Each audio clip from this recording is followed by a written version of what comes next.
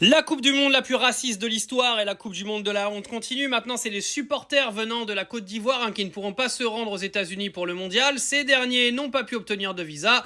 500 supporters de Côte d'Ivoire étaient espérés.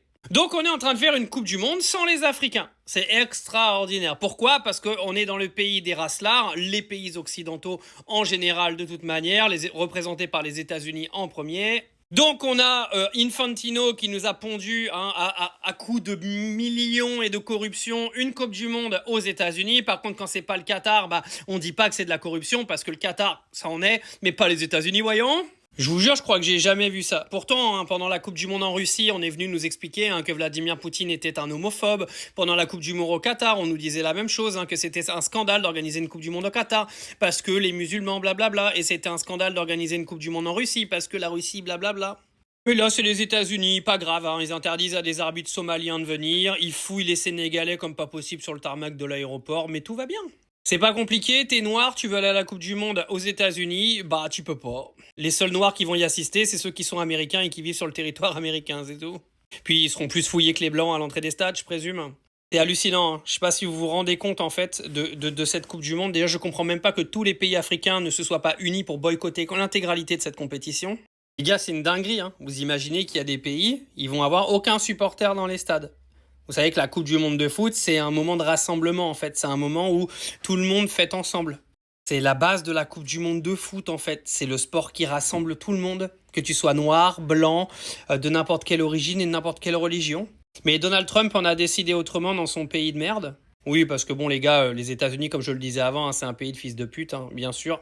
Les gouvernants, je parle. De n'importe quel bord, républicain, démocrate, c'est tous les mêmes de toute façon. Le pire dans tout ça, c'est qu'on a fait la morale à tous les pays organisateurs avant. On a fait la morale à Poutine, on a fait la morale à la famille Altani, en venant dire que ça représentait pas nos valeurs morales à nous. C'est quoi les valeurs morales? C'est les valeurs morales des États-Unis? Les valeurs morales d'un pays qui envoie une police de l'immigration tuer ses propres citoyens? La morale d'un pays qui va attaquer d'autres pays et qui crée des guerres sans que ces pays-là n'ont rien demandé à personne? C'est ça votre morale?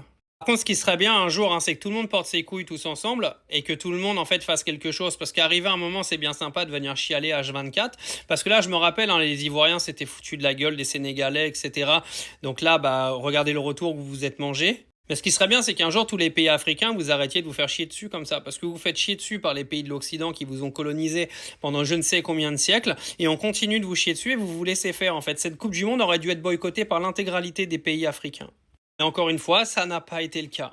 Et on va la passer, cette Coupe du Monde, et croyez-moi qu'à la fin de la Coupe du Monde, il n'y a plus personne qui parlera en fait de ces scandales qu'ont créés les États-Unis pendant cette Coupe du Monde, qui est donc la pire Coupe du Monde de l'histoire. Pourquoi? Parce que déjà, elle est jouée dans un pays, tout le monde s'en branle du foot, dans un pays qui aura eu le talent numéro 1 d'avoir en gros pas permis à des supporters de venir supporter leur pays. Magnifique.